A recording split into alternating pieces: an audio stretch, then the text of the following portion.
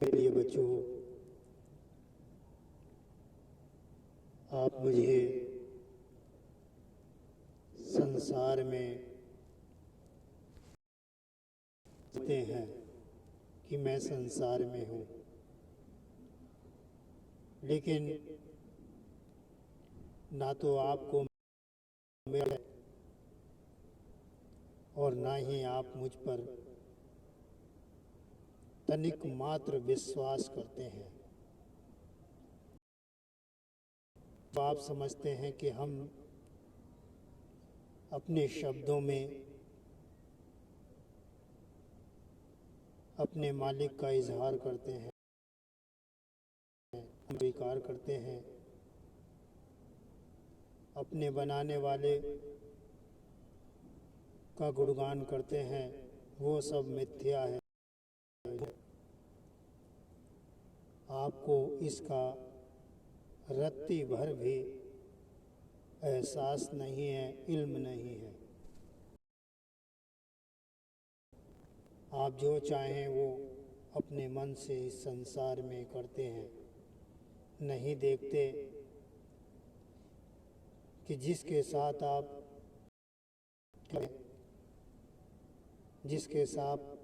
आप गलत कर रहे हैं वो मेरा बच्चा है।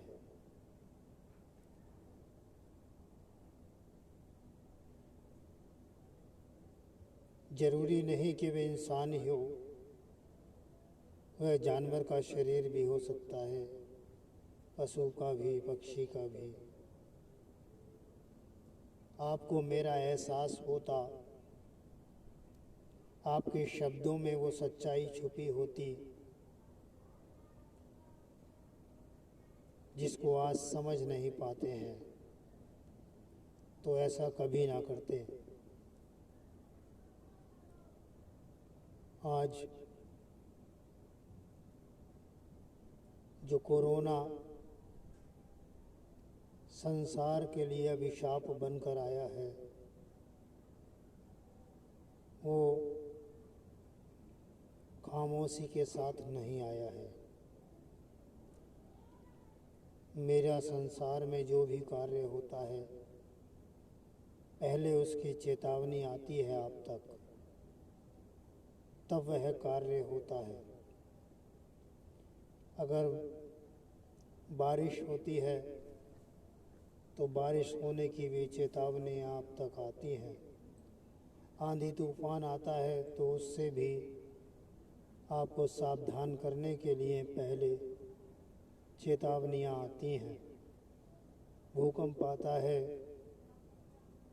तब भी आपके पास चेतावनियाँ आती हैं।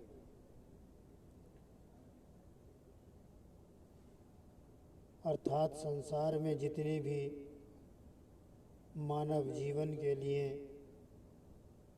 विपरीत परिस्थितियां बनती हैं, उनके पीछे कोई ना कोई कारण होता है और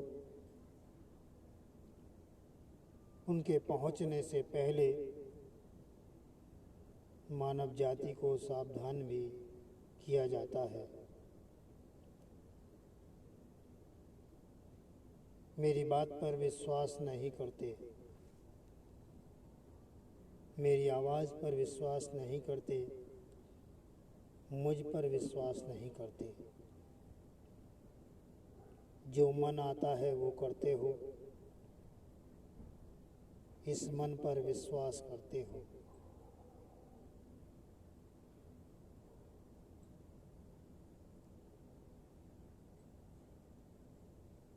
इस कोरोना के आने से पहले आपको सावधान किया गया या नहीं, ये आप जानते हैं, लेकिन मेरी ओर से संदेश पहले ही आप तक पहुंच चुका था। लेकिन आपने अपने मन के आधार पर अपने जीवन को गति दी है। उसमें नहीं देखा आपने कि हम जो कर रहे हैं वो सही है या गलत है, और निरंतर करते चले जा रहे हैं। आपकी उस जीवन की गति को ब्रेक लगा है, और ये लगा ही नहीं है, बल्कि अगर आप ये सोचते हैं कि आप इसी प्रकार से अपनी मनमानी मेरी सृष्टि में करते रहे तो ये होता रहेगा। अगर ऐसा होना होता तो आज आपकी मनमानियों पर अंकुश क्यों लगता।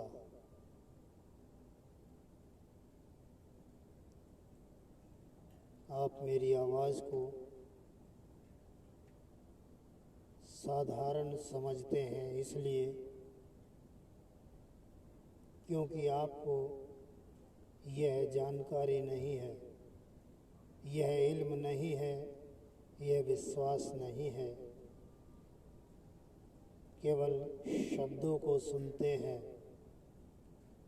शब्दों पर विश्वास नहीं करते, चाहे वह गीता से आते हों शब्द, या कुरान से, या बाइबल से, या गुरु ग्रंथ साहब से। किसी भी ग्रंथ से शब्द आते हैं लेकिन विश्वास नहीं करते। मेरी उपस्थिति संसार में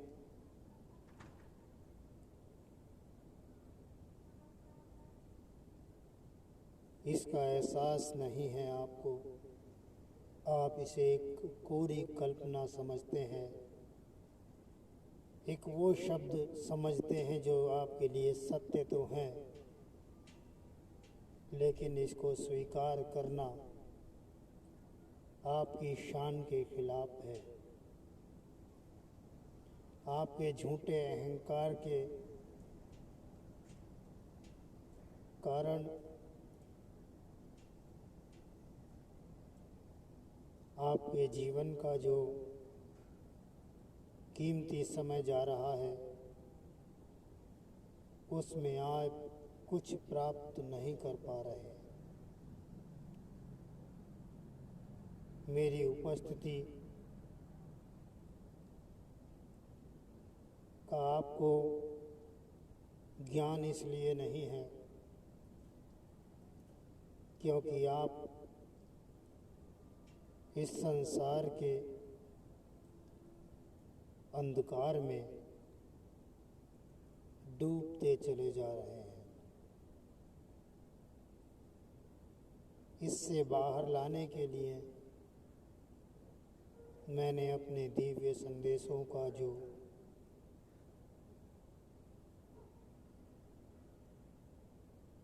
आपके कल्याण के लिए अमृत बरसाया है, आप इसको नहीं समझ पाते। आप अपने आप को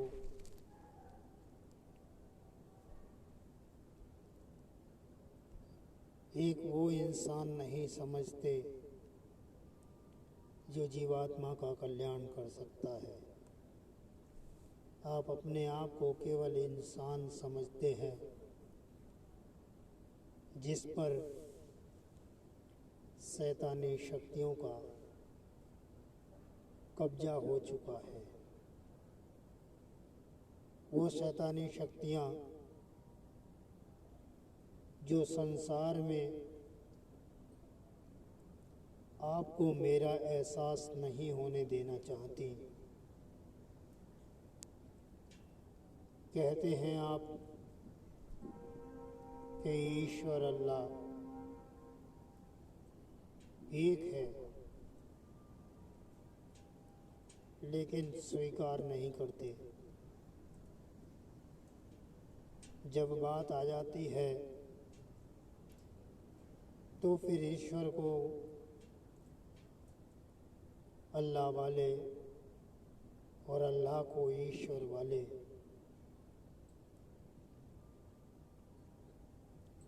कबूल नहीं करते। आपकी जितनी भी मजबूती होती है इन शब्दों के प्रति, वो पल पल में धराशायी हो जाती है। ऐसा क्यों होता है? क्योंकि आप मुझे एक करके जानते नहीं। केवल शब्दों में वो ताकत नहीं जो आपको जोड़े रखें। इसीलिए कहा है कि आपको शैतानी शक्तियों ने अपने कब्जे में ले रखा है। जो संसार में मेरे एहसास आपको नहीं होने देना चाहती। शैतानी शक्तियों ने आपको क्यों कब्जे में लिया है? क्योंकि आपने अपने मूल गुणों को इस माया के हाथों बेच दिया है। किस प्रकार से आपने मूल गुणों को बेचा है? अपने मन की इच्छाओं को पूरा करने के लिए आपने अपने ज़मीर को विशेषता नहीं दी। आपने मर्यादाओं को लांघकर मन की इच्छाओं से अपने मूल गुणों का सौदा किया है।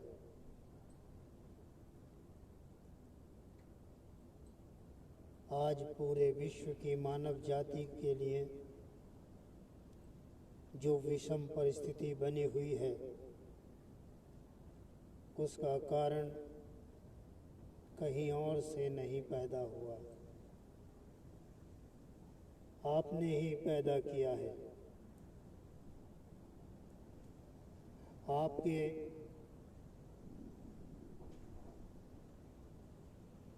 उन कर्मों को जो संसार में मानव जाति के विनाश का कारण बनते जा रहे हैं, उस पर रोक लगाने के लिए आज आपके सामने विषम परिस्थिति है। एक साथ प्रकृति का प्रकोप यदि संसार पर आ जाए तो संसार पल भर में समाप्त हो सकता है। लेकिन ये इशारा आता है, अगर आप समय के रहते समझ जाते हैं तो जितने बलिदान, जितने संसार में इस प्रकार से जाने वाली जानें हैं, उनका कहीं ना कहीं कीमत पड़ने लगती है। आप उससे सबक ले सकते हैं। यदि आपने सोचा और इस प्रकार के बलिदानों को आपने गंभीरता से नहीं लिया, तो जहाँ वो जीवन गए हैं आपकी निगाह में व्यर्थ रहेंगे और आप उनसे कुछ प्राप्त नहीं कर पाएंगे। संसार में यदि एक भी शरीर छूटता है इस प्रकार से और आप उसकी वजह से अपने ऊपर कोई भी दबाव नहीं बनाते, अपने आप को समझाने की कोशिश नहीं करते, तो मेरे द्वारा किए गए वो सारे कार्य आपके लिए व्यर्थ हो जाएंगे। संसार में कुछ भी हो, नुकसान तो होता ही है। चाहे जीवों की हत्या आप करें या फिर इस प्रकार से जो आज हो रहा है। मैंने सृष्टि का निर्माण इस प्रकार से समाप्ति करने के लिए नहीं किया। ये तो एक रंगमंच है, इस पर कलाकार का रुकना आवश्यक है। लेकिन जब संसार अपने किरदार को भूल जाता है और सभी एक सांचे में ढलकर शैतानी शक्तियों को समर्पित हो जाते हैं, तो फिर वो किरदार, वो रंगमंच नहीं रहता। सभी की एक भाषा हो जाती है कि तूने मेरा बुरा किया है तो मैं भी तेरा बुरा करूँगा। तो इस प्रकार से फिर जो जीने के साधन होते हैं, जो जीने के तरीके होते हैं, वो सब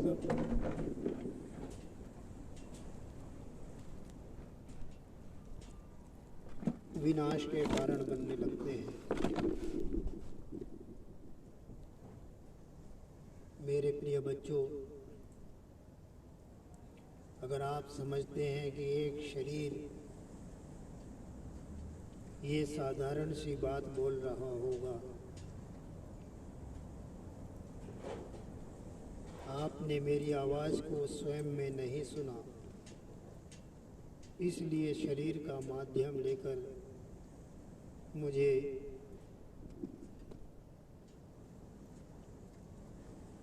आना पड़ता है।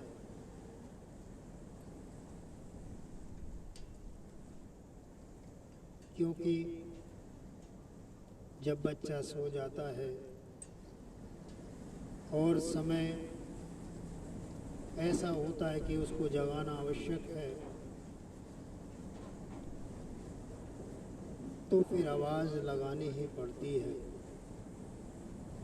कहीं पर आग लग रही है, पिता ने बच्चे को देखा बच्चा सोया हुआ है, कहीं ऐसा ना हो ये आग में झुलस जाए, तो पिता को आवाज़ लगानी पड़ती है, बेटा उठ जा, आग तेरे नज़दीक आ रही है और निकल जा।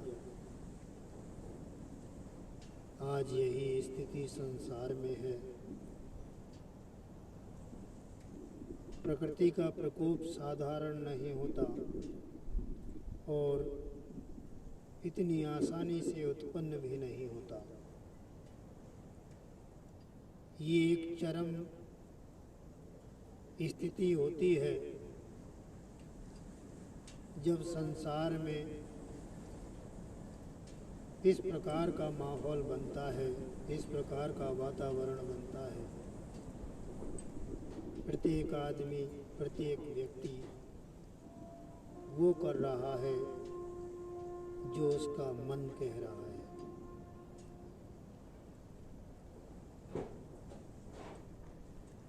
मुझसे अनजान होकर आपकी जीवन यात्रा एक अंधकार की ओर जा रही है। यदि आप मुझे कहते हैं कि मैं समस्त सृष्टि में समान रूप से व्यापक हूँ, आप मुझे खुद में समझते हैं, आप मुझे सामने वालों में भी समझते हैं, तो स्वीकार करने में आपको क्या परेशानी है? इस पर विश्वास करने में आपको परेशानी क्या है? आप अपने आप को तैयार कीजिए। मैं आपको प्रत्यक्ष इस रूप में दिखाई दूंगा कि मैं आप में भी दिखाई दूंगा और सामने वालों में भी दिखाई दूंगा।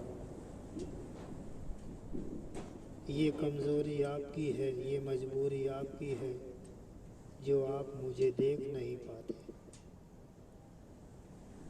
मैं हर क्षण हर पल आपके सामने हूँ। कोई पल ऐसा नहीं, कोई क्षण ऐसा नहीं जब आप मुझे ना देखते हो। आप मुझे मंदिर में ना देखते हो, आप मुझे मस्जिद में ना देखते हो, आप मुझे चर्च में ना देखते हो, आप मुझे गुरुद्वारे में ना देखते हो। कोई पल ऐसा क्षण नहीं कि आप मुझे अपने घर में ना देखते हो, आप अपने घर से बाहर ना देखते हो। ये आपकी अज्ञानता है। आपको मेरी आवश्यकता नहीं, इसलिए आप मुझे इस रूप में स्वीकार करने में असमर्थ हैं। आप में जिज्ञासा नहीं है, आप में प्यास नहीं है।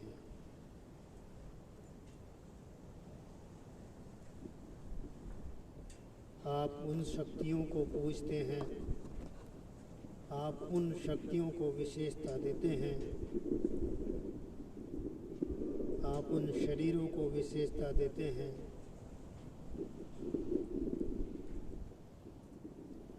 जो संसार में अपनी जीवन यात्रा को समाप्त करके चले गए, लेकिन मैं तो हमेशा रहने वाला हूँ।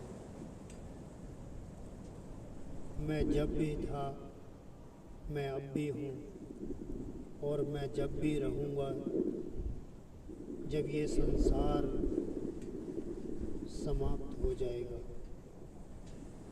लेकिन आप नश्वर शरीर को पाकर, इसमें लिप्त होकर, आप नश्वर संसार को, नश्वर शरीरों को और इस शरीर से करने वाले नश्वर क्रियाओं को, मिथ्याओं को विशेषता देते हैं। एक सत्य को ठुकरा कर अपने मन के आधार पर जीवन की यात्रा तय करते हैं। आपके जीवन का लाभ क्या है? आप तो स्वयं अपने जीवन का लाभ नहीं उठा पाते। इस मनुष्य शरीर का क्या लक्ष्य है, इसको समझने के बाद भी आप इसके लिए स्वयं को प्रेरित नहीं करते, स्वयं को तैयार नहीं करते।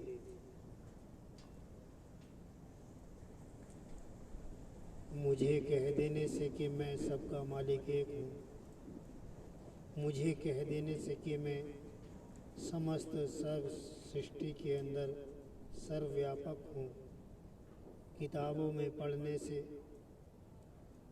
माला जपने से, भजनों में गाने से, दुनिया को सुनाने से आपका कल्याण संभव नहीं है। आपकी जीवन यात्रा अधूरी है।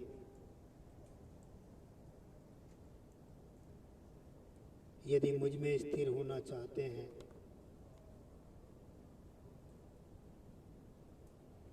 तो मुझे समझना होगा। तीनों कालों में मुझे देखना होगा। संसार में मुझे जानने वाले भी हैं। वो जानते हैं कि मैं संसार में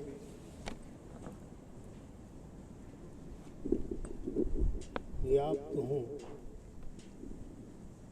लेकिन इतनी जानकारी केवल उन्हें शरीर तक ही है। वो मुझ में प्रवेश नहीं कर पाते। इतनी जानकारी का उनको लाभ नहीं मिलने वाला। वो सोचते हैं कि मैं कुछ नहीं हूँ, लेकिन कभी अपने आप में नहीं उतरते। वो कभी अपने आप को मुझ में नहीं उतारते। चाहे वह कितने भी तरह के वस्त्र रंग लें, कितनी भी मालाएं जप लें, कितने भी लंबे लंबे टीके लगा लें, कितने भी धर्म ग्रंथ पढ़ लें, कितने भी ऊंचे ऊंचे स्टेजों से दुनिया को समझाने लगे, लेकिन मेरी अनुभूति के, मेरे एहसास के बगैर वो अधूरे हैं।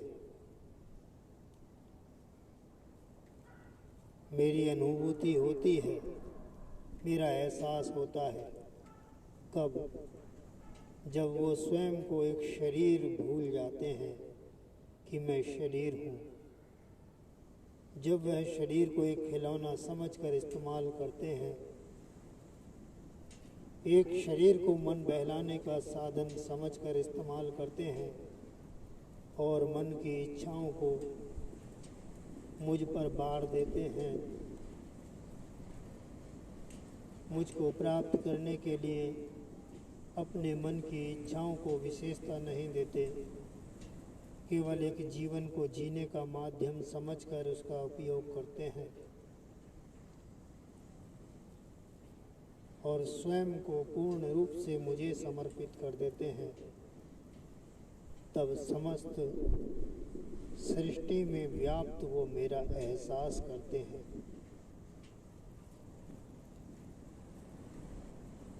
वो समस्त सृष्टि में मेरा नज़ारा करते हैं। वो समस्त सृष्टि को मेरे रूप से बनता हुआ देखते हैं, बिगड़ता हुआ देखते हैं, मुझसे उत्पन्न हुआ देखते हैं और मुझ में समाप्त हुआ देखते हैं। वो दिव्य दृष्टि होती है जो मैं प्रदान करता हूँ और मैं केवल उसको ही प्रदान करता हूँ जो स्वयं मुझे पूर्ण रूप से समर्पित हो जाता है, मिट जाता है। और इसके लिए कोई ग्रंथ पढ़ने की आवश्यकता नहीं, कोई माला जपने की आवश्यकता नहीं, शरीर को रंगने की आवश्यकता नहीं, वस्त्रों को रंगने की आवश्यकता नहीं, विशेष स्थान की आवश्यकता नहीं। अपने आप में मुझको स्थापित करने की आवश्यकता है। अगर आप मंदिर में ना भी जाएं, तब भी मैं वहाँ पर उपस्थित हूँ जहाँ पर आप खड़े हैं, बैठे हैं, सो रहे हैं। ये ना समझिए कि मैं एक घर के अंदर हूँ, एक देश के अंदर हूँ तो दूसरे देश में नहीं। मैं समस्त सृष्टि में समरूप से व्याप्त हूँ। मेरा दूसरा रूप है ही नहीं। मैं एक ही रूप से समस्त सृष्टि में व्याप्त हमेशा रहता हूँ। यदि इसके बाद भी मेरी आवाज़ पर विश्वास नहीं होता तो वो भाग्यहीन है जिसको मेरी इस आवाज़ पर भरोसा नहीं। इतनी पहचान बताने पर भी जो मुझे नहीं समझा, जो अब भी मुझे शरीर करके मान रहा है, उससे बड़ा दुर्भाग्य उसका दूसरा नहीं हो सकता कि आज जिसे मैं स्वयं जगा रहा हूँ,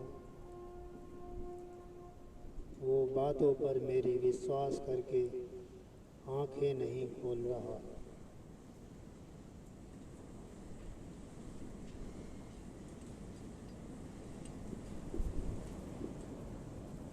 किस प्रकार की नींद सो रहा है, अपने ज्ञान की या अहंकार की, या इस धन और दौलत की, या इस मान सम्मान की,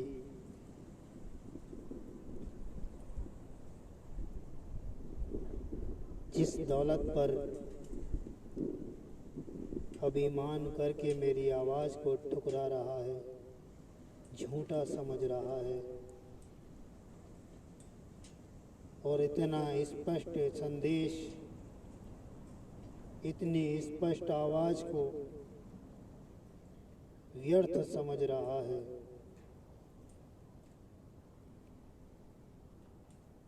और आज विषम परिस्थिति का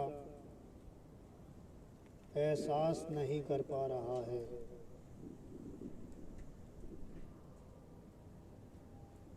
चेतावनी तो आती है, लेकिन जो चेतन हो जाते हैं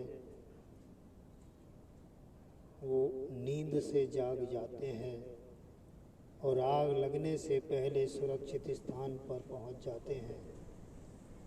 जो नहीं जागते वो उसी आग में भस्म हो जाते हैं।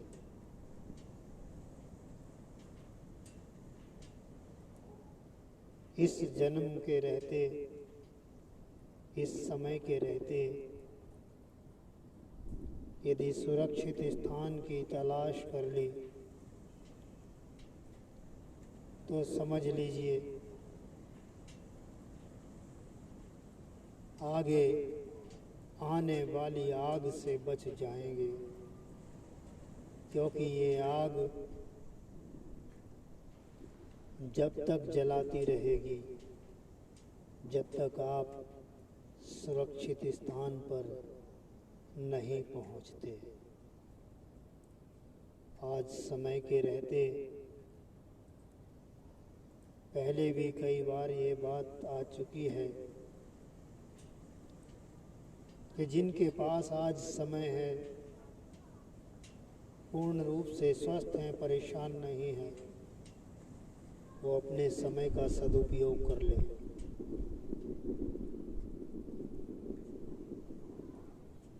सुरक्षित स्थान को ढूंढना उनके वश में तो नहीं, लेकिन सुरक्षित स्थान की कामना करके आगे बढ़ना उनके वश में है। और मेरे दिव्य संदेशों को समर्पित होकर अपने जीवन की यात्रा को तय करें, वो स्वयं सुरक्षित स्थान पर पहुंच जाएंगे, पता भी नहीं चलेगा। यदि कोई सोचे, विचार करे कि मैं अपनी आवाज़ जो आप तक पहुंचा रहा हूं, ये नाम कमाने के लिए एक शरीर का माध्यम है या मान सम्मान प्राप्त करने के लिए मेरी आवाज़ का कोई उपयोग कर रहा है, तो ध्यान रहे मेरी जैसी आवाज़ संसार में दूसरा कोई बोल नहीं सकता और मेरी आवाज़ का सौदा संसार में कोई कर नहीं सकता। यदि अब भी आपके दिलो दिमाग पर ये बात नहीं उतरती तो ये आपका भाग्य है।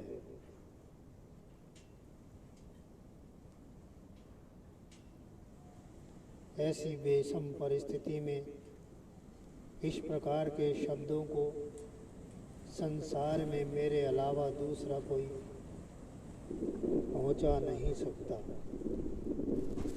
एक ग्रंथ को पढ़कर सुना सकता है,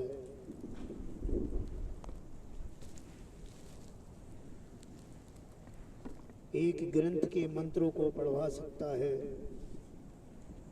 संसार के तमाम प्रकार के कर्मकांड क्रियाएं करा सकता है, पूजा भक्ति इबादत करा सकता है, लेकिन इनसे हटकर आपको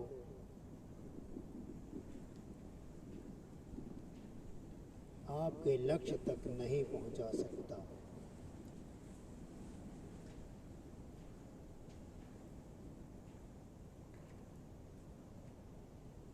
यदि आज आपने विश्वास किया तो आपका यह जीवन, चाहे वो कितना भी रहा हो, कितना भी रह जाए, कितना भी प्राप्त हो जाए, और इस जीवन में आपके जो महत्वपूर्ण कार्य है वह हो गया, तो बाकी का जीवन आपके लिए वरदान साबित होगा। मिले मिले ना मिले कोई फर्क नहीं पड़ता, क्योंकि जीवन की जो विशेषता थी, जीवन का जो विशेष कार्य था, यदि वही पूरा हो जाए तो फिर लंबे जीवन की आशा नहीं रहती है। लंबे जीवन की आशा तभी तक है जब तक जीवन में व्याकुलता है, जीवन में भटकाव है। जब जीवन की भटकन समाप्त हो जाती है, जीवात्मा की व्याकुलता समाप्त हो जाती है,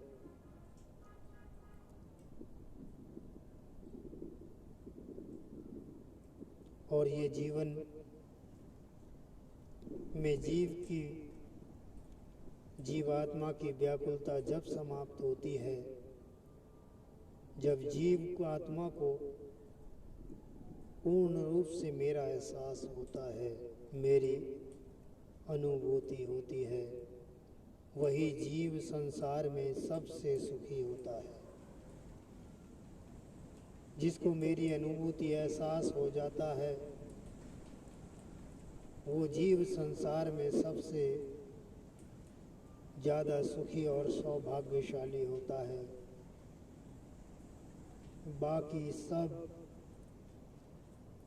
अपने कर्मों की गति के अनुसार निकल जाते हैं। आज मेरी बात पर जो विश्वास करेंगे और जो स्वयं को समर्पित करेंगे, वह अपने जीवन के लक्ष्य को पूरा कर सकेंगे। ये आवाज़ जो इतनी आसानी से आप तक पहुंची है, यूँ समझिए कि आपके